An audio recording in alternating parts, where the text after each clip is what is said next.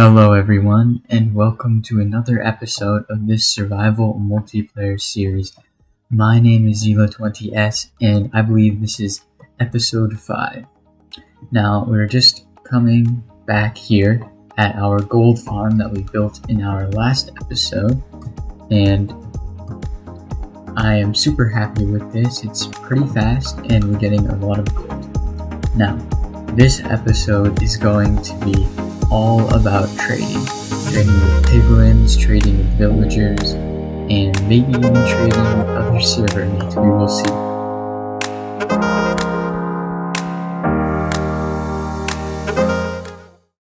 Now, the first type of trading that I would like to tackle is villager trading, which is extremely useful, but I need a lot of emeralds. Now, I have a small amount of villagers here, but we're going to need a lot more for a full trading hall. But before we can do that, I need to acquire a lot of emeralds. And the way I've decided to do that is through a raid farm. Now, I have been grinding for resources for the raid farm for a little while. It's not too many resources about what I'll need. I need a few more things, but that's pretty much all I need.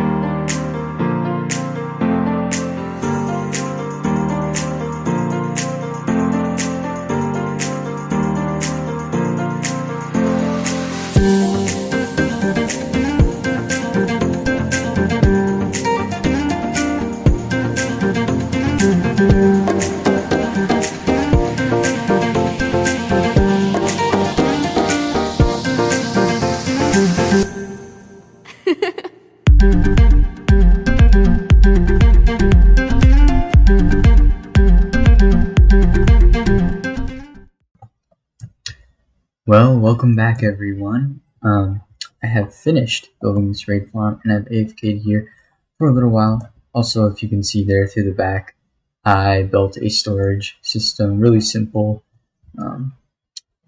Got some honey blocks there. And yeah, it's a really good farm, and I will put a link to the video down in the description that contained this farm, as this is actually not my design. Although I wish it was, but it is not. So I'll try and remember to put a link down in the description.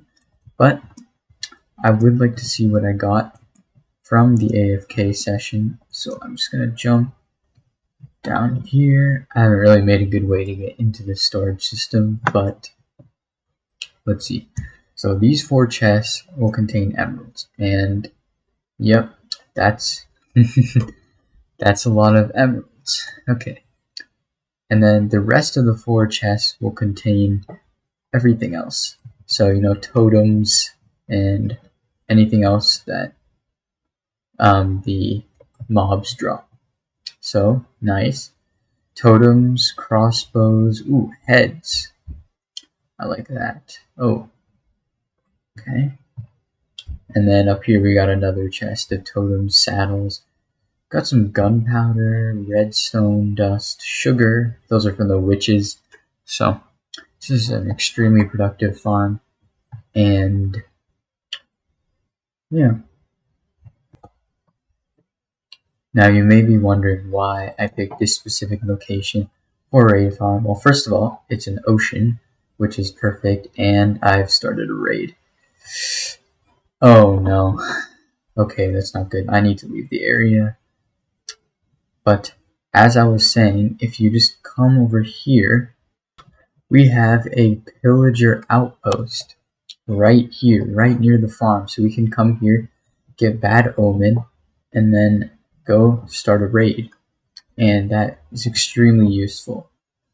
But that's enough about the raid farm. We have a few more things that I want to do in this episode, so let's get on with it. As I mentioned before, the next thing I would like to start working on is a villager trading hall. But in the background, I have been sort of designing a main base area, and I've realized that a lot of my cool effects and things depend on darkness, which will not work in this game as monsters will spawn. But I have found a solution. About 2,000 blocks in the positive X direction, or east, there is a uninhabited mushroom island.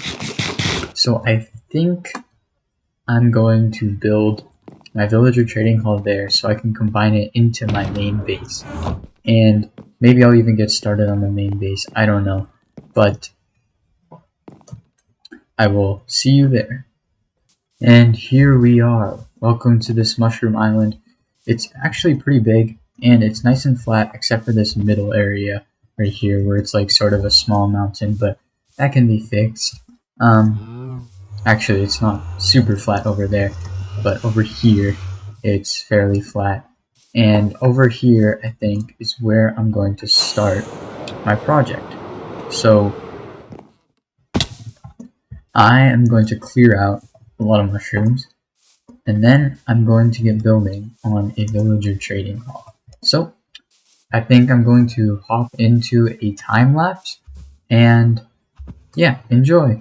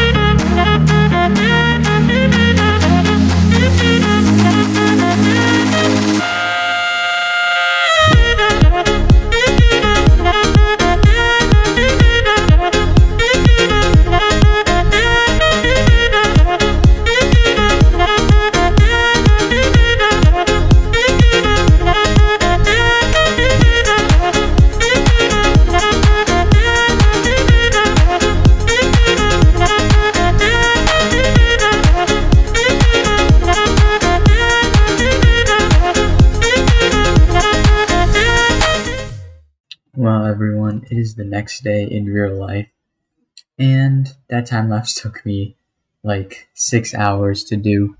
I kept running out of materials, kept having to go back, get more concrete, but if you look behind me, I have constructed a villager trading hall. And also, I just thought I'd check out how it looks in shaders, and it's looking pretty well. Gray concrete is, for some reason, reflective. I can't tell if I like it or not, but yeah. If we just come inside here, you can see there's these little villager cells where in each one a villager will go. And I also installed this cool little elevator. We just go up here. It lets us out on this floor, right? Then we can also go back in. If we hit this note block, we get sent.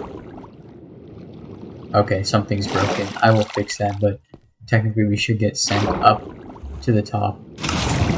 Like that. Yep, perfect. I don't know what broke back there, but that's that. So yeah. I haven't really made a way down yet, which I probably should do. But if you come down here, this is where the villagers will come. The activator rail will drop them off here, and then I'll have a zombie in here, and then the villagers will run into the cells, which will then close up behind them. It's a really nice little design, and I cannot wait to get it up and running. Now, in order for that to happen, I'm going to need villagers. And the best way to get that right now for me is a villager breeder, which I'm going to set up right in this area through this sort of doorway. By the way, all these buildings are going to be skyscrapers eventually. I just don't have the resources to get all that concrete yet. But I have a plan to build up sort of like a city on this island that it'll look really cool at night. Yeah, I kind of want to show you it at night, so I'll wait here. Alright, it is night, and as you can see, the road looks really cool at night with like the reflections and the light reflecting off the dark road. It looks really cool, and I hope you enjoyed shaders. I'm going to turn them off now, and then I'm going to get started on the villager breeder right up there. So I'll jump in with an update once I'm finished with that, I think. And we have villagers. I've just finished up building the villager breeder, and I've been AFK here for a little while, and these two have just been making more villagers, so it's very good, and we will start to put these into the system. I've also brought a zombie over, and I've stuck him in here, renamed him so he doesn't respawn, and these should cause the villagers to end up in their cells. So I want to test out the system really quickly by just deploying a minecart, and there we go, and he's in. Perfect. Alright, and as we can see, he is not a good villager to trade with, but for this to work, we have to fill up all of these slots with villagers in order to allow them to keep the specific workstation that I want them to keep. So I'm just going to keep staying here and working on the villagers, and yeah, I'll get back to you when I'm done. Alright, so it's actually been about a day in real life, and it's taken a really long time to just get all these villagers in. I finished now, that's why there's so many there, but I also added this cool 3x3 piston door. That was very nice. And yeah, look at all these librarians. Now, we have pretty much all the enchantments we want. I'll just go through them real quickly. So this guy, we have Aqua Affinity, Protection 4. This guy's really good. Infinity, Loyalty 3, and Silk Touch. That's wow. This guy's Sweeping Edge 3, Power 5, Feather Falling 4, Efficiency 5, and Mending, which is just fantastic. Projectile Protection 4 is good. Fortune 3 and Depth Strider 2. Now, I wasn't able to get Depth Strider 3. I might still in the future, but Depth Strider 2 is still pretty good. Respiration 3, Smite 5, Unbreaking 3, Channeling, Thorns 3. Now this is good because none of my armor has Thorns 3 on it, so I'll be able to put that on everything. Fire Protection 3, Looting 3, and Riptide 3 Flame. That's pretty good. So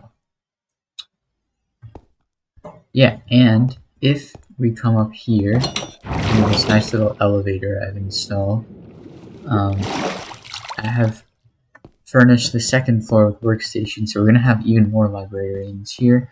I already have the first one, who's, now that I see him, I'm probably going to get rid of him, but he's there, and I keep forgetting to make a way down, so I've just been going like this. Not the fanciest way to get down, but it works. And yeah, but now I'm gonna start bringing villagers up to the top. I built a small rail here because they're escaping. They are cramming and glitching through the glass and getting out. This guy's taken my stone cutter as his workstation. It's not a good situation. So I'm gonna try and corral these villagers and get them into the spots that I want them to. So let's do that. Well, I've finished trading up with all these villagers, so let me show you what I got. We've got Punch 2, Knockback 2, Fire Protection 4. We've got another Mending guy and a multi-shot guy. We've got Lure 3 and Fire Protection 3 and Bane of Arthropods 3. I mainly just got that guy for the Lure because that's a pretty good enchantment.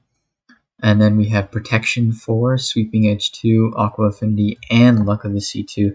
This guy had 4 books and I was so proud of him. And then this guy, Impaling 5, Looting 3, and Unbreaking 2. That's really good actually. And then we got Luck of the Sea 3, Piercing 2, and then Sharpness 5 and Impaling 1, because I realized I never actually got a Sharpness 5 guy, so that's one of the main enchantments that I really need. And yeah, so I think our villager trading hall, at least for the librarian side of things, is complete. I mean, we will be expanding it upward, but for now, it is complete. I really need to make a way to get down. This is the worst way to get down.